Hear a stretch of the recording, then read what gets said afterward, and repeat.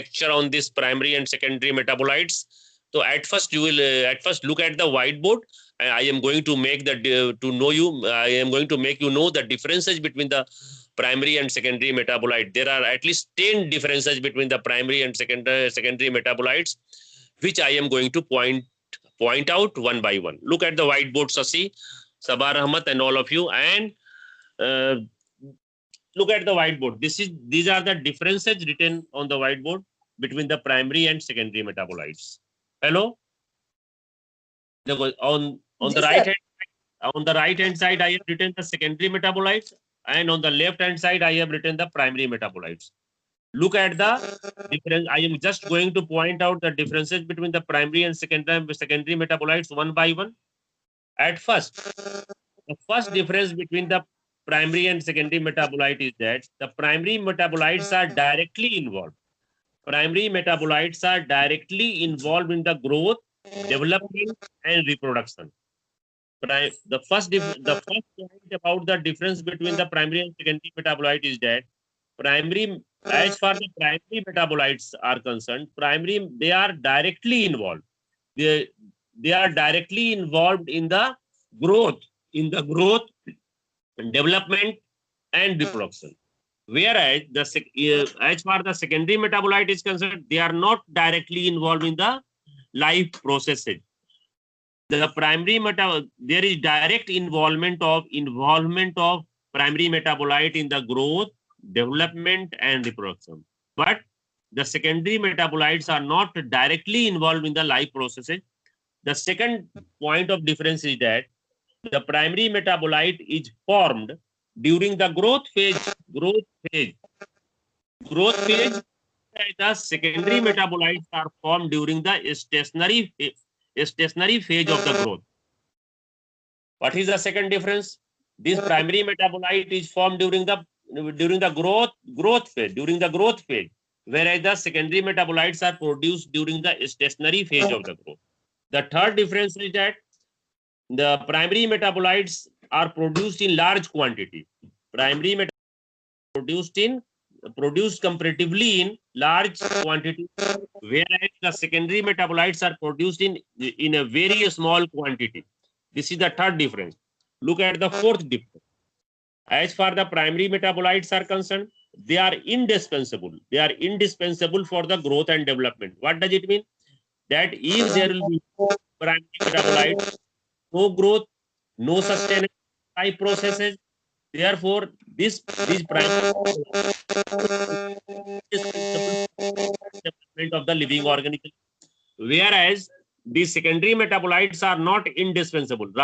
What does it mean? It means that even in the absence of secondary metabolite, the life process will continue. The fifth difference between the primary and the secondary metabolite is that the primary metabolite perform intrinsic function of the intrinsic function in the living cell. Okay, and here in this case, they execute other functions. Primary metabolites are involved in the intrinsic functions of the living cell, whereas the secondary metabolites execute or perform other functions other than the primary metabolic processes. Okay, what will be then these functions?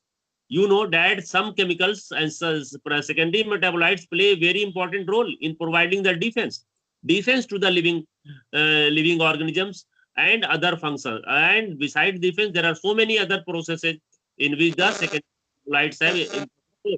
But the intrinsic function of the cell is performed by the primary metabolite. Now let us see the sixth difference between the primary and secondary metabolite.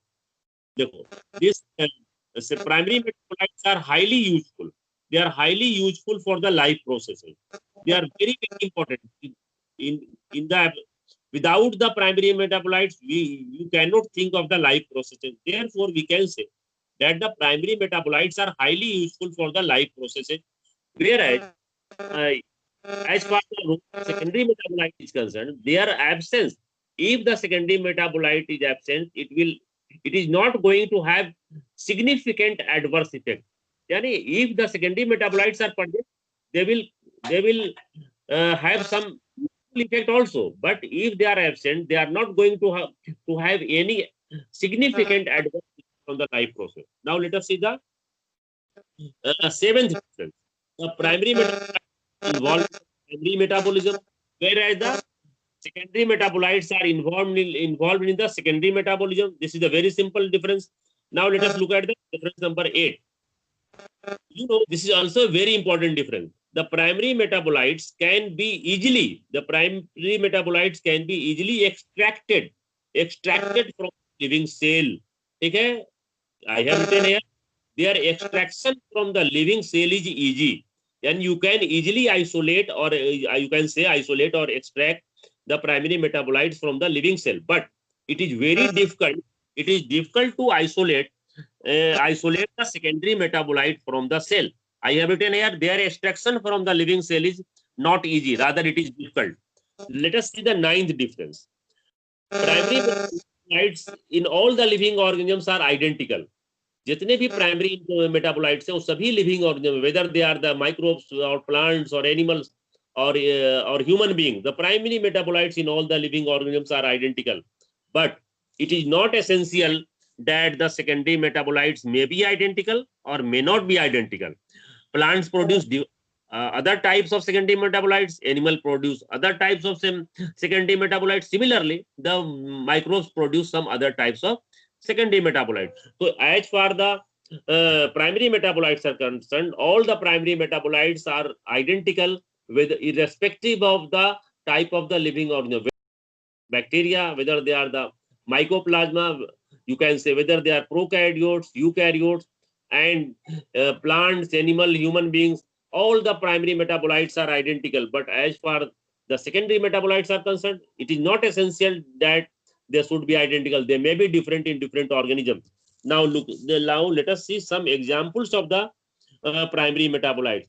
You see here carbohydrates, proteins, lipid, nucleotide.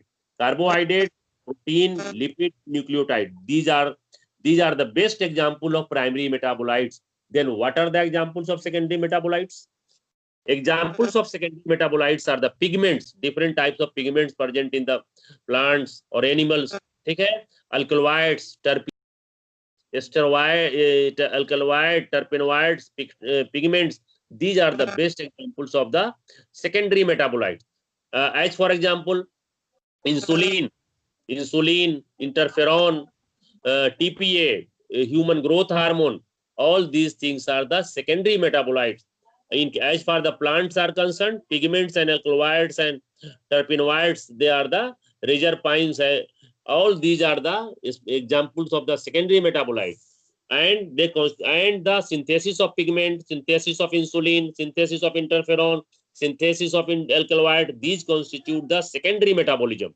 Similarly, the production of carbohydrate, protein synthesis, protein breakdown, lipid synthesis, lipid breakdown, nucleotide synthesis, nucleotide breakdown, carbohydrate synthesis, carbohydrate breakdown. These are the examples of the primary metabolism. And the synthesis of pigment, alkaloids, terpenoids, and all these three, insulin, interferon, all these are the examples of the secondary metabolism, and these are called the secondary metabolites. So these are the very important points of the differences, which I have made it very clear to you, that these are the differences between the primary and secondary metabolites. So if you have understood the differences between the primary and secondary metabolites, it will become very easy to understand the special secondary metabolites.